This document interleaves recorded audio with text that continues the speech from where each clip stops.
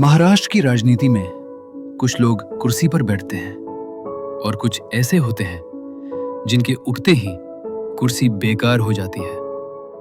कल्पना कीजिए, अगर एक सुबह महाराष्ट्र को पता चले कि उसकी सबसे मजबूत धुरी अचानक शांत हो गई है। कोई शोर नहीं, कोई नारा नहीं, बस एक अजीब सा सन्नाटा। राजनेता हों या विरोधी, कैमरे के सामने चेहरे थे लेकिन शब्द गायब थे, क्योंकि ये कोई आम नाम नहीं था। ये था वो इंसान जिसे दोस्त और दुश्मन एक ही नाम से बुलाते थे, दादा। जिसे लोग मजाक में नहीं, यकीन के साथ कहते थे, महाराष्ट्र का परमानेंट डिप्टी सीएम। 60 के पार उम्र, लेकिन न थकान न रिटायरमेंट का कोई इरादा। राजनीति में लोग कहते हैं कुर्सी फिसलती रहती है, लेकिन कुछ लोग ऐसे होते हैं जो कुर्सी को नहीं, पूरा संतुलन पकड़कर रखते हैं। सबसे बड़ी लड़ाई विपक्ष से नहीं थी, सबसे बड़ी चुनौती थी एक नाम, एक विरासत, एक छाया। शरद पवार का भतीजा होना वरदान भी था और परीक्षा भी। जहां चाचा राजनीति को शतरंज की तरह खेलते थे, वहीं दादा उसे मैनेजमेंट की तरह चलाते थे। कम शब्द, तेज फैसले और साफ संकेत। सरकार कोई भी हो, मुख्यमंत्री कोई भी हो, लेकिन सत्ता का बैलेंस अक्सर एक ही नाम पर टिकता था। कठोर भी, लचीले भी, और जरूरत पड़ने पर दोनों के बीच सेतु भी। बारामती के लिए वो सिर्फ नेता नहीं थे, सड़कें बोलती थी, नहरें गवाही देती थी, और लोग कहते थे दादा ने विकास नहीं, अपनापन दिया। अब सोचिए, अगर एक दिन ये धुरी हट जाए, क्या सरकार वैसे ही चलेगी? क्या पार्टी वैसी ही रहेगी? या फिर सब कुछ धीरे धीरे डगमगाने लगेगा? विरासत सिर्फ नाम से नहीं चलती, विरासत चलती है फैसलों से, रफ्तार से और अनुशासन से। सवाल ये नहीं कि कुर्सी कौन संभालेगा, सवाल ये है क्या वो खालीपन भर पाएगा। राजनीति में शोर चलता रहेगा, गठबंधन बदलते रहेंगे, लेकिन कुछ लोग इतिहास में आवाज से नहीं, खामोशी से याद रखे जाते हैं।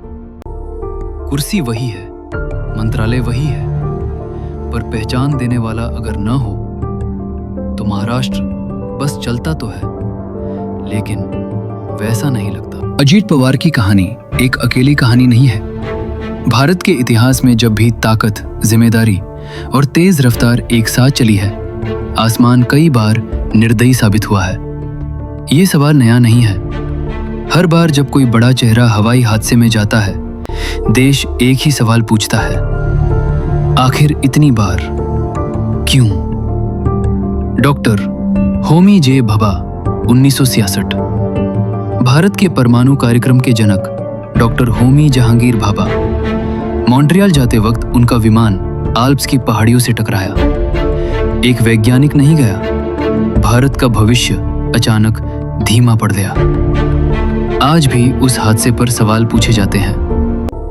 संजय गांधी, 1980। युवा कांग्रेस का चेहरा, इंदिरा गांधी के बेटे संजय गांधी। दिल्ली के ऊपर एक छोटे विमान में अभ्यास उड़ान, कुछ सेकंड और सब खत्म। देश को लगा सत्ता की अगली कड़ी हवा में टूट गई। माधवराव सिंधिया, 2001। माधवराव सिंधिया एक सुलझे हुए नेता, एक सॉफ्ट पॉलिटिशियन। उत्तर प्रदेश के आसमान में उनका विमान गिरा। राजनीति ने अपनी सबसे शांत आवाज खो दी। वाई.एस. राजाशेखर रेड्डी, 2009। आंध्र प्रदेश के मुख्यमंत्री वाई.एस. राजशेखर रेड्डी। घने जंगल, खराब मौसम और हेलीकॉप्टर संपर्क से बाहर। जब मलबा मिला, एक जननायक इतिहास बन चुका था। जनरल बिपिन रावत, 2021। भारत के पहले सीडीएस जनरल बिपिन रावत। तमिलनाडु की पहाड़ियों में हेलीकॉप्टर हादसा। एक सैनिक नहीं गया, भारत की डिफेंस स्ट्रैटेजी को गहरा झटका लगा। इन सभी घटनाओं में एक बात समान है, खराब मौसम, टेक्निकल फेलियर, मानवीय सीमा और समय का दबाव। ये लोग रुक नहीं सकते थे, धीमे नहीं चल सकते थे, क्योंकि सत्ता हमेशा जल्दी में होती है।